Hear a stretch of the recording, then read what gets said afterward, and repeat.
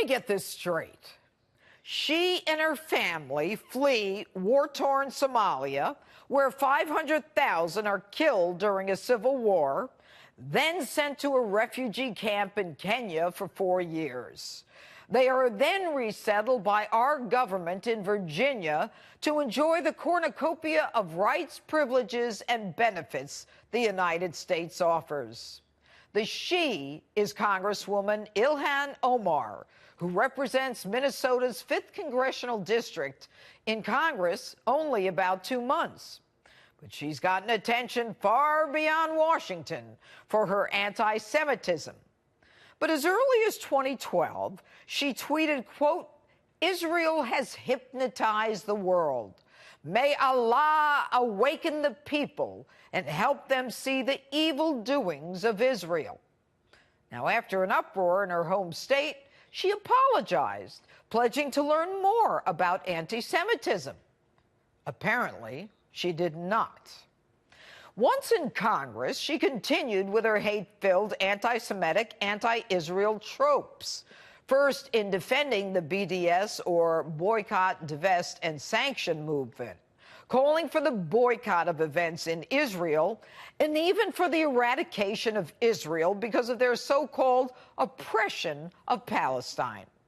Shortly thereafter, she tweets, "It's all about the Benjamins, baby."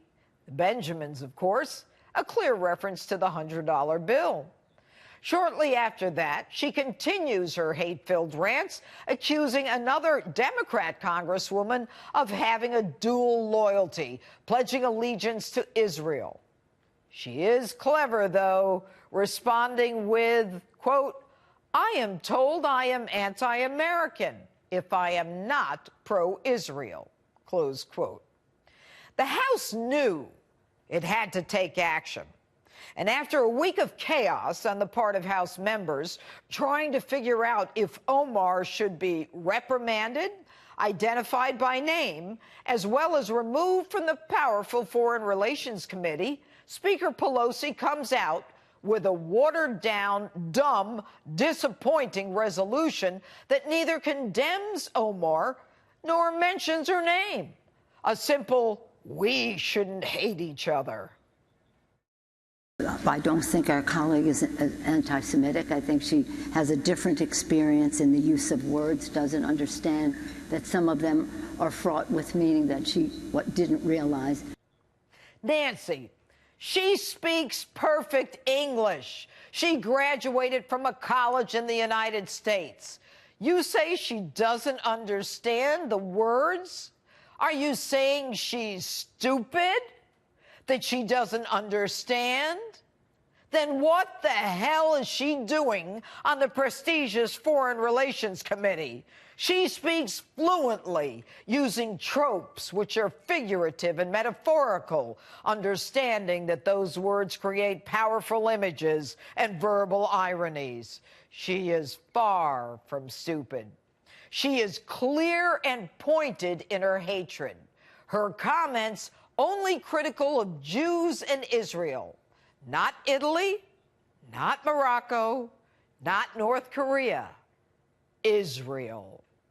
Now, the fact that you didn't have the backbone, grit, or gumption to draft a resolution that included her name tells me you're the stupid one. And if you don't understand, let me explain. Omar got you and all your pals to draft a watered-down resolution with a message we all learned in first grade. Don't hate anybody. Really? That took you bozos a week in the House? And yet you were so quick to admonish a white male Republican congressman accused of hate and strip him of his committee assignments? She then goes on to accuse respected members of Congress who support Israel, our strongest ally in the Middle East, of dual loyalty.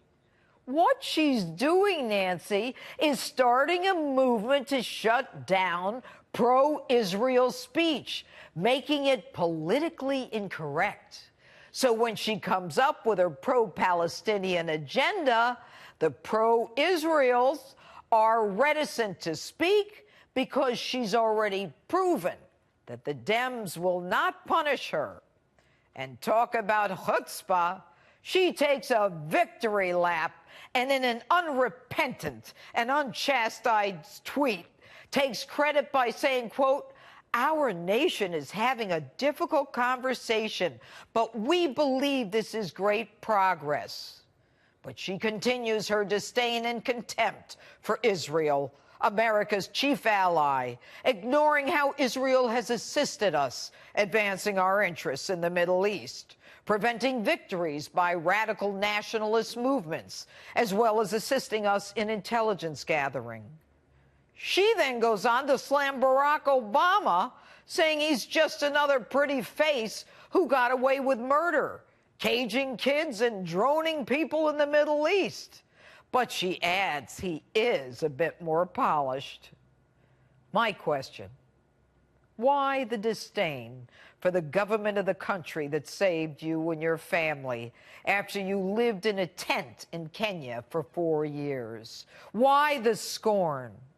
And as the Democrats scramble to forgive, rationalize, and give a pass to a freshman in Congress, the joke is on you, Nancy. You've appeased rising anti-Semitism inside the Democrat Party. Let me say that again. You and the whole gang running for president in the Democratic primary in 2020 have appeased the rise of anti-Semitism in the Democrat Party.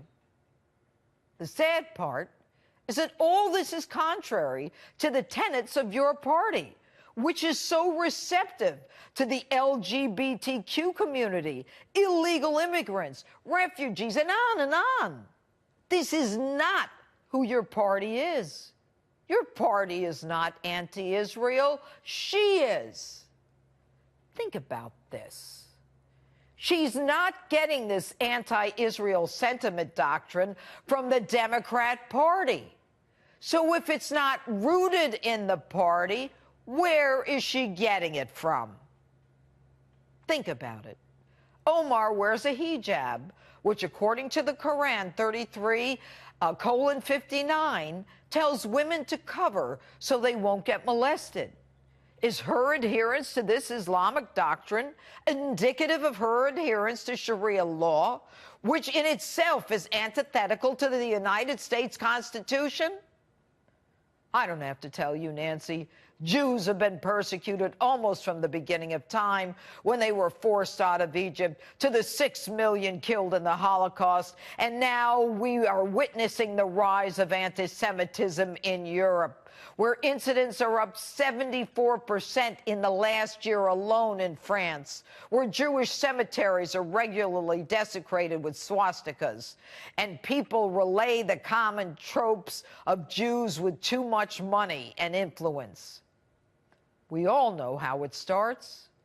It starts that way. Hate is hate. Hate leads to violence, and violence leads to retaliation, which then leads to unrest and worse. Yes, Nancy, it's all about hating Israel to promote the cause of Palestine. President Trump was right when he said the Democrat Party is now the anti-Israel party. And don't forget, Nancy, history has proven over and over, when you appease anti-Semitic sentiment, the worst happens. And in your case, Nancy, the danger for you is that your appeasing this behavior will lead to your removal as Speaker. And the Democrats, now controlled by socialists and anti-Semites, will lose the presidency in 2020. And that's my open. Let me know what you think on my Facebook and Twitter, #Judge Jeanine.